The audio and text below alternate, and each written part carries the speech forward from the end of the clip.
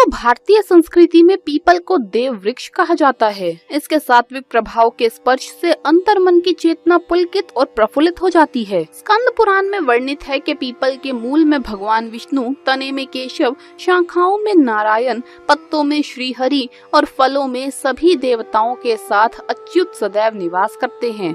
भगवान श्री कृष्ण कहते हैं, समस्त वृक्षों में मैं पीपल का वृक्ष हूँ। शास्त्रों में वर्णित है कि पीपल की विधि विधान से पूजा अर्चना करने से संपूर्ण देवता स्वयं ही पूजित हो जाते हैं।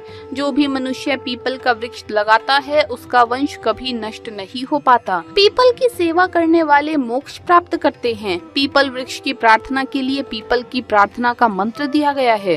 पीपल के वृक्ष के नीचे मंत्र, जप और ध्यान तथा सभी प्रकार के धार्मिक कार्य को शुभ और फलदायक माना जाता है। श्रीमद् भागवत में वर्णित है कि द्वापर युग में परम धाम जाने से पहले भगवान श्री कृष्ण इस दिव्य पीपल वृक्ष के नीचे बैठकर ध्यान में लीन हुए थे। कहते हैं कि पीपल से बड़ा कोई मित्र नहीं है।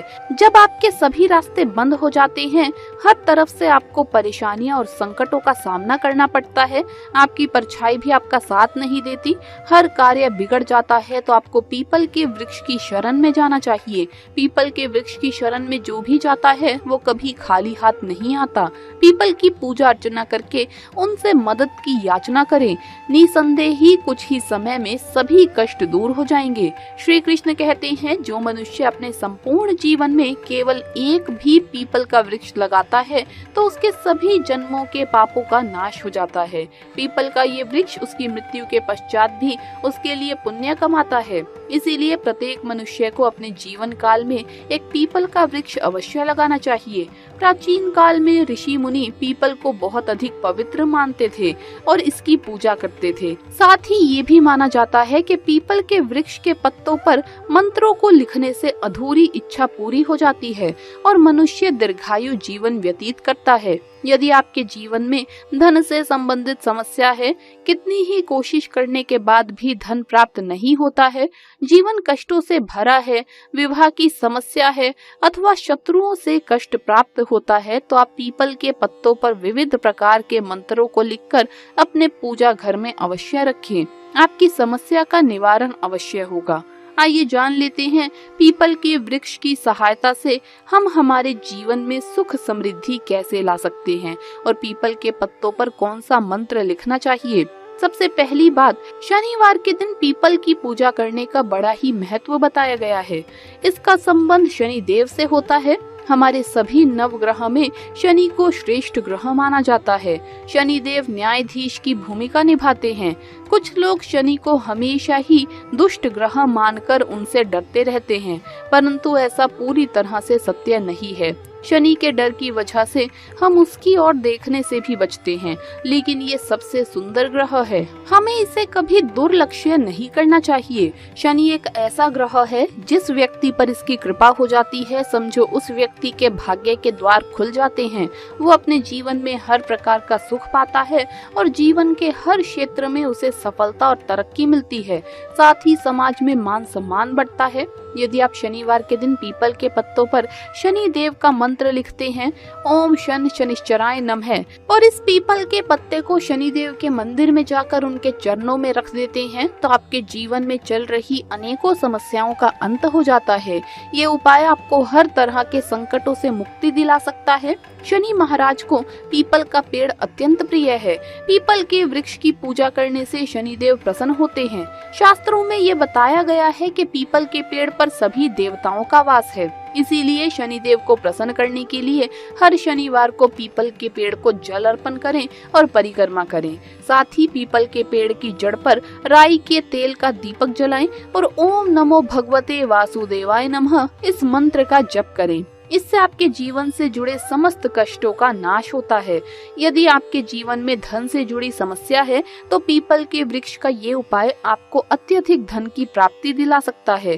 पीपल के वृक्ष का एक पत्ता लेकर उसके ऊपर कुमकुम से ओम श्रीम नमः ये मंत्र लिखकर उसे माँ लक्ष्मी के चरणों में रख दें और दूसरे दिन उस पीपल के पत्ते को अपनी तिजोरी में रख दें, अथवा जिस स्थान पर आप धन रखते हैं उस स्थान पर अवश्य रखें, अथवा आप इस पत्ते को अपने पर्स में भी रख सकते हैं।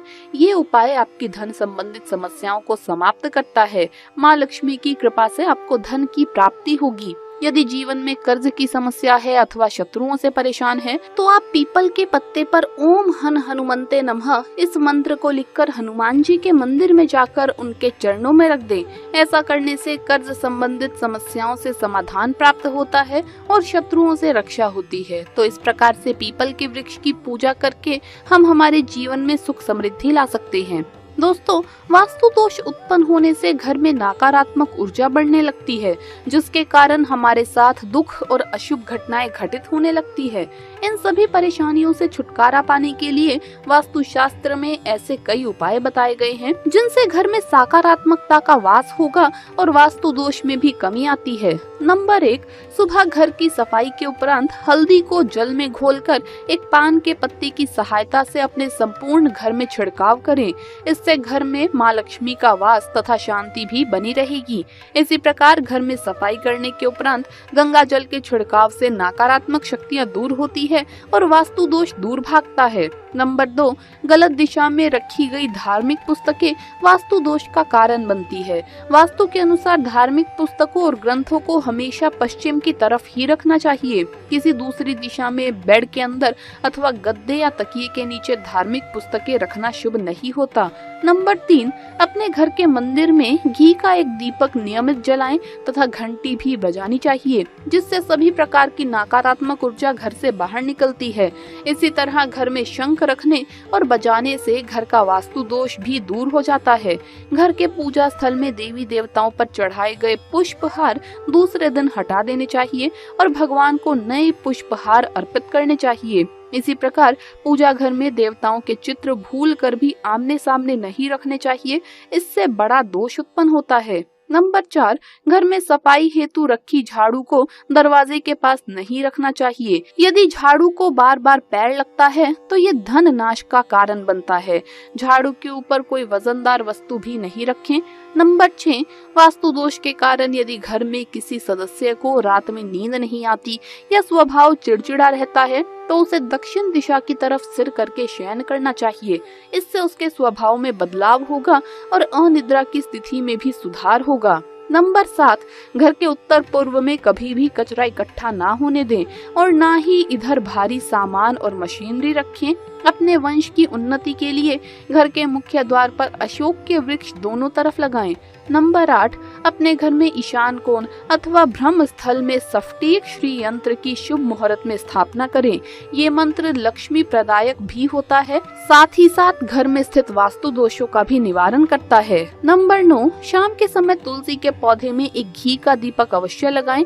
तुलसी देवी लक्ष्मी का स्वरूप है, अतः नियमित रूप से अपने घर की सुख शांति की प्रार्थना करें। नंबर 10, घर में किसी भी कमरे में सूखे हुए पुष्प नहीं रखने चाहिए।